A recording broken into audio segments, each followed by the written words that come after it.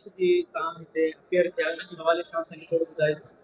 अदा अॼु जे केस में डेट मिलियल आहे फ्राइडे ते इंशाल्लाह जज साहब ऑर्डर कंदा त ही एटीसी में केस वेंदो या हिते ई हलंदो अच्छा ट्रायल में। जी जेको कमेटीअ जे हवाले सां उन्हनि जो फ़ैसिलो अची वियो आहे जेको उनखे तव्हां कीअं था ॾिसो?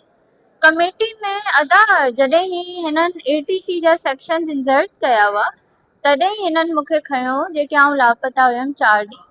हुन डे में मुंहिंजे लॉयर आहे हुननि बाक़ाइदा टीसीएस करे एप्लीकेशन डीआईजी मीरपुर ख़ासि खे ॾिनी हुई त तव्हां को डेट डिसाइड कयो असां हितां खां फॉर एग्ज़ाम्पल एटीसी अलाउ थिए थो त बेल कराए असां तव्हां वटि अची वेंदासीं।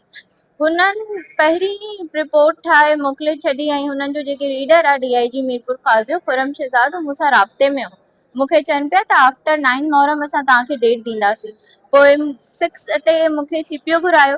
6 ते जॾहिं आउं सीपीओ वियमि त हुननि चयो त तव्हां फाइनल चौकास नोटिस रिसीव कयो ऐं डीआईजी साहब मेजर पेनल्टी तव्हां ते मतिलबु रिकमेंड कई आहे। हुन वक़्तु बि मूंखे चयो वियो त असां ते इलाही प्रेशर आहे असां सम्झी सघूं था असां ते प्रेशर आहे मथां खां पॉलिटिकल होम मिनिस्टर जो प्रेशर आहे।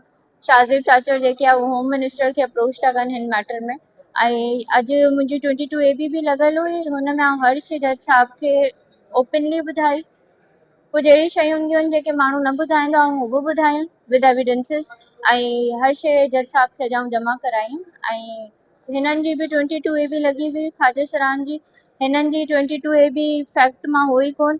हिननि जी 22 AB FIR खे कोर्ट पई करे त हुन में का अहिड़ी शइ हुई न जेके मुंहिंजे ख़िलाफ़ हुई। हिकु USB खणी आया हुआ जंहिंमें ऑडियो नोट्स हुआ जेके ओपन कोर्ट में हलिया आहिनि।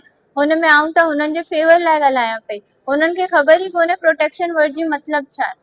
त जज साहब ही स्माइल्ड इन दी एंड ही अंडरस्टूड त बिहाइंड द कर्टन केरु आहे। अच्छा ख्वाजा सरा जेके पहिरीं मसलन तव्हांजे हुन लाइ केतिरो कमु कयो तव्हांजे हवाले सां मुख़्तलिफ़ रिक्वायरमेंट ते एहतजाज हींअर हिकदमि सां छा थी वियो आहे जो हू मसलन तव्हांजे अपोज़िट अची विया? अदा ख्वाजा सरान इलाही चक्कर पहिरीं बि हैदराबाद में एहतजाज कयो आहे ऐं साॻे शइ में कयो आहे कपिड़ा लाहे कयो आहे।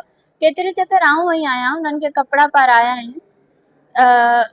हिननि एहतजाज कयो हुन खां पोइ हिननि खे CIA में इलाही कुटियो वियो 3rd डिग्री टॉर्चर ॾिनो वञो हिते अची इंचार्ज खे हिननि धक ॾेखारिया हुआ। डेली हिननि खे CIA घुराईंदा हुआ डेली हिननि खे टॉर्चर कंदा हुआ। वीडियोस असां वटि पयूं आहिनि जेके हिननि खे टॉर्चर कनि पिया तमारिया जे ख़िलाफ़ बयान ॾे त ज़ाहिर सी ॻाल्हि आहे प्रेशराइज़ न। अॼु बि अंदरि कोर्ट में पिंकी चवे पई त असांजो जेके एडवोकेट आहे उहो SSP असांखे कराए ॾिनो आहे ईअं आहे। हाणे मूंखे त ख़बर आहे बिहाइंड द कर्टन केरु आहे बसि अल्लाह मालिक फेस कयूं पिया। अच्छा जेको तव्हांखे नौकरी खां मोकिल इन खे तव्हां किथे चैलेंज कंदो? अदा मूं वटि फॉर्म पियो आहे IG साहब खे आउं अपील कंदमि 30 डेज़ में ऐं मूं वटि त डेफिनेटली हिकु चांस पियो आहे ऐं अपील करे थी सघां IG साहब खे ऐं आउं अपील कंदमि। ऐं अपार्टमेंट के हवाले सां वरी तव्हांखे ॿीहर नोटिस के जारी कया विया आहिनि ख़ाली करण लाइ? न डिपार्टमेंट अपार्टमेंट जेके आहे हुन में जज साहब जेके आहे चयो आहे त मेंटल एबिलिटी ते क्वेश्चन खयो आहे।